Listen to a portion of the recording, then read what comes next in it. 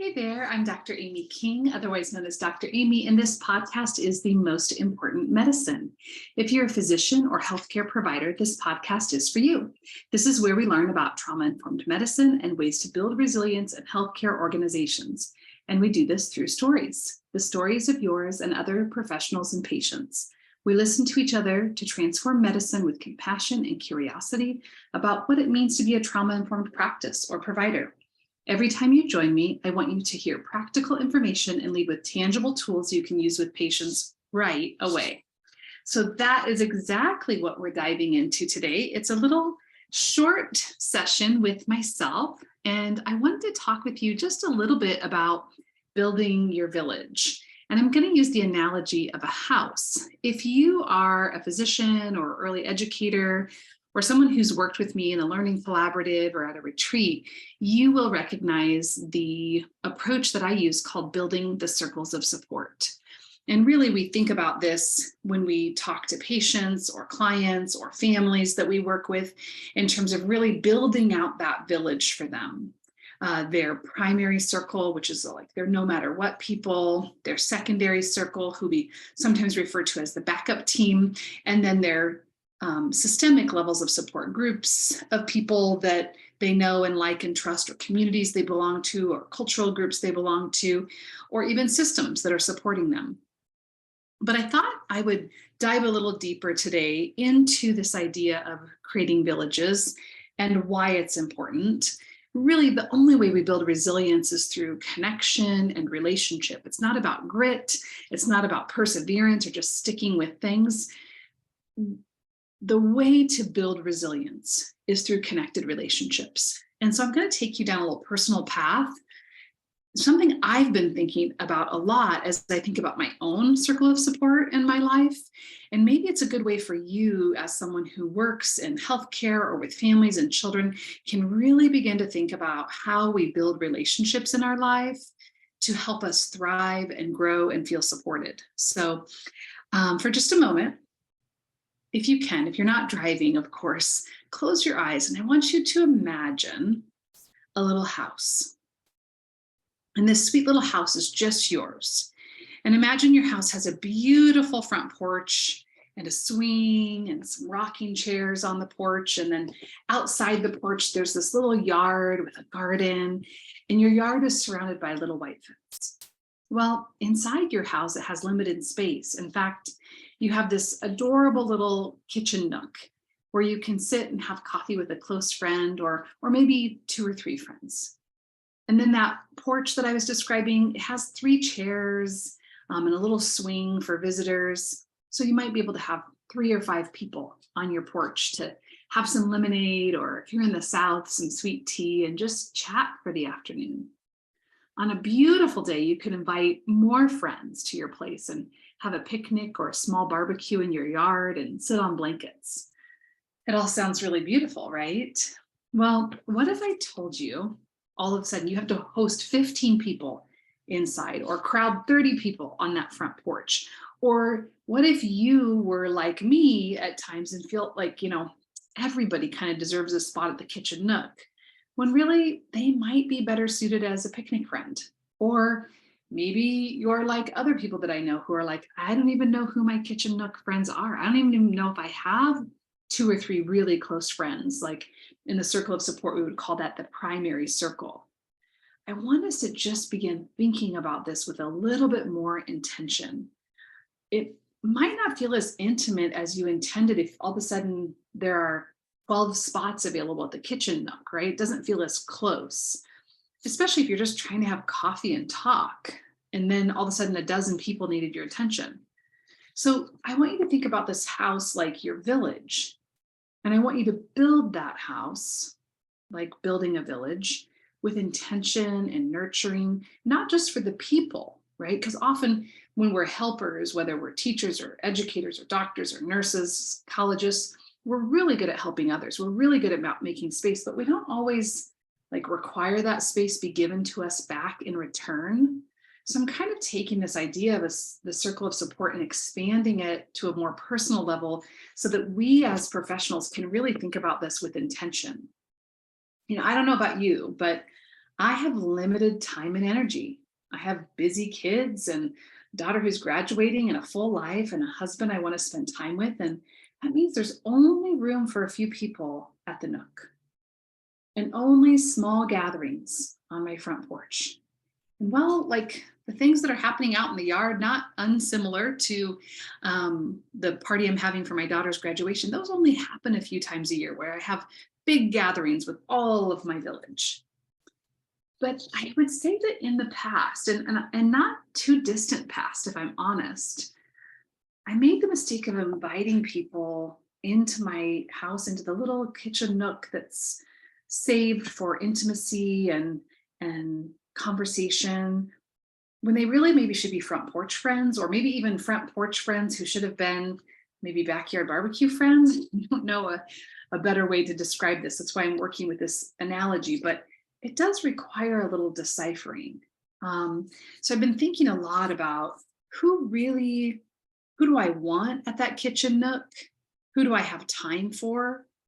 Who also gives that back to me in return? Like, not just people that I feel obligated to show up for, but people I want to show up for, and people who want to show up for me without hesitation. And so I've been playing around with some definitions, and I would love to hear your feedback. You can always email me, amy@dramyllc.com. Tell me all the things you love or don't love about this analogy. But here's my first crack at it.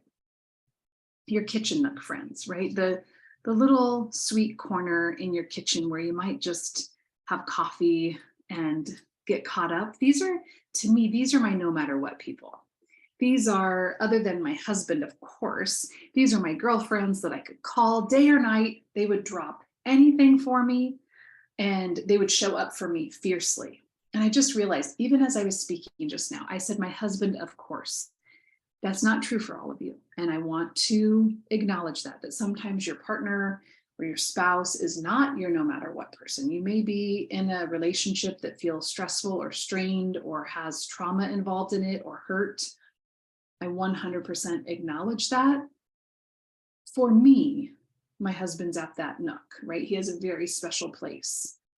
And that is my kitchen nook definition. These are people who have a very special place, who I have earned that place with them and they have earned that place with me. But what I've gotten really good at deciphering is they really have to earn it and I really have to earn it. And I have to work every day to, or not every day, but frequently, right, to maintain that spot at the table. Meaning, not that I have to prove it, but I have to nurture that friendship. I have to ask about them, think about them, check in with them. That's what it means to me. So these women who are at my kitchen nook, at the little table where we might have a glass of wine or coffee, they show up for me, for my children, for anything, really. There's no judgment. I don't feel like I have to have my house nice and cute and fancy and clean for them to come over. I might have laundry out. I might have dirty dishes. I might not have cleaned my house. I might be an absolute train wreck.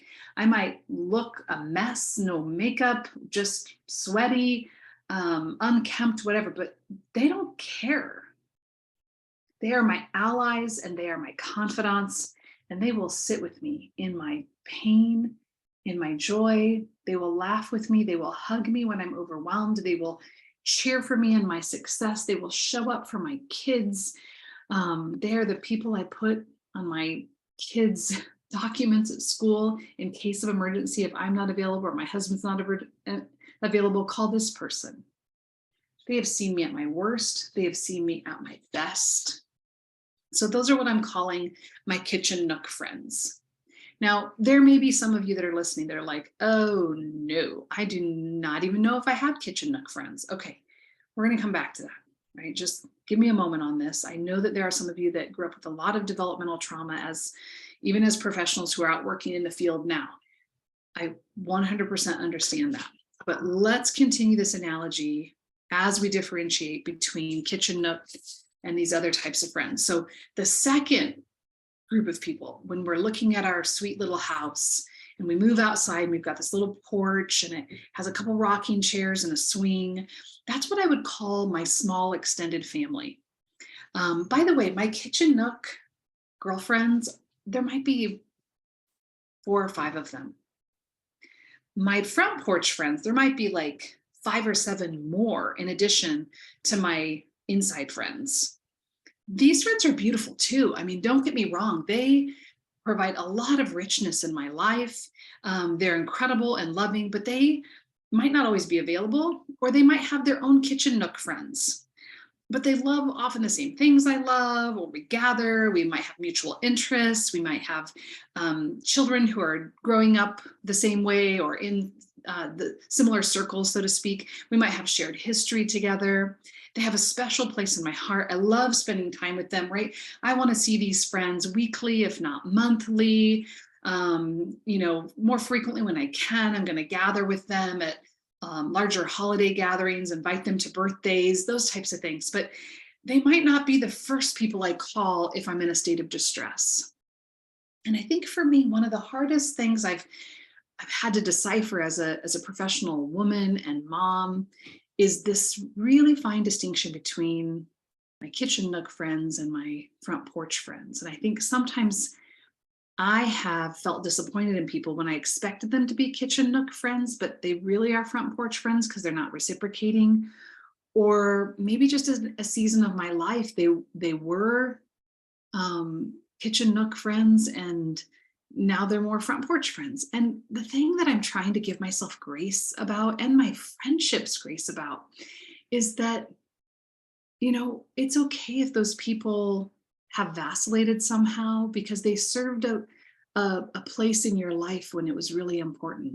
And you can love them and continue to love them and be close to them, even if they're in a different part of your house and a different part of your yard, AKA your village. So I want to just give a lot of grace and space to that.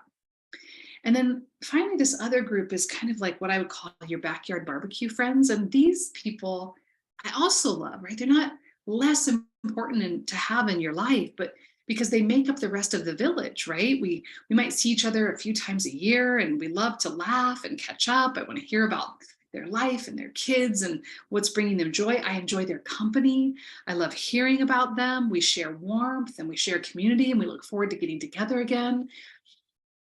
But I might not know if they're contemplating divorce. I might not know if they're struggling with their toddler's behavior. I might not know if their dad was recently sick, or they're carrying extra stress or worry, because my hope is that they have their own kind of close kitchen nook friends that they're inviting into for coffee or whatever beverage you choose, and getting those immediate needs met, because we all need those people.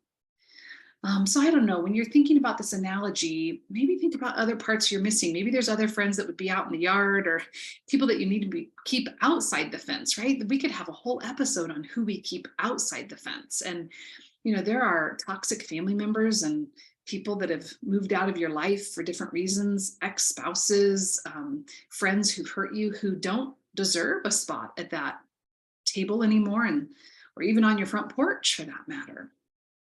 Don't confuse these, is what I'm trying to say. And if you have nobody at the kitchen nook, right? Let me go back to those people.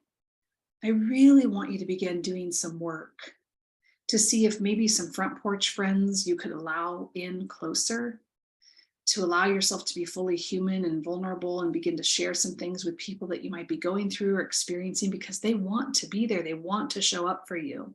They may even want you to be a closer friend, but they're not sure how to ask. What I know for sure is that those people who are in the most intimate circles in your life determine your health and well-being. They show up for you, they help you feel loved and connected. And so that's why we do the circle of support for families, right? We know that relational health is a determining factor for long-term health. So it's critical that we figure this out. And it starts with us as professionals. So I want you to think about, who are the people on my kitchen nook, my no matter what people, the people I could turn to for anything. And if I don't have anybody there, or the people that are there are not being reciprocal, how do I recreate that special space? The special people who get to be part of the inner workings of my life. And outside of that, who are my front porch friends who are beautiful, celebrated friends who have mutual interests and hobbies and joys that we love catching up with and sitting and talking to? All of these spaces around our home, in our home and around our home, create this village that are so important for creating relational health and resilience. So I would love to hear back from you about how this is sitting with you as a professional. We give so much of ourselves every day to our careers that we really have to think about how we're nurturing ourselves in a way that creates our own relational health and resilience. So I'd love to hear from you about how you're building your village, about how you're, feeling confused by these different groups. I want to talk more about what we could and should expect from this village. And I also want to say, I hope that I get to be part of yours, even if I'm just celebrating you from next door, or waving at you from outside of your fence, telling you you're doing a great job and you are worthy of love and beautiful relationships in your life. I hope that this resonates with you as a professional, and one way that we take care of ourselves is by taking care of relationships and letting people in. I run a learning collaborative, as many of you know, and it's a wonderful way to build community as a professional. The link for that will be in the show notes, because really building resilience is really about building relationships, and it starts with us. So think about your village, think about your kitchen nook friends and your front porch friends and your barbecue picnic friends. They're all beautiful. They all have an important place in your life, and I hope you're building that village every day. Bye for now, friends.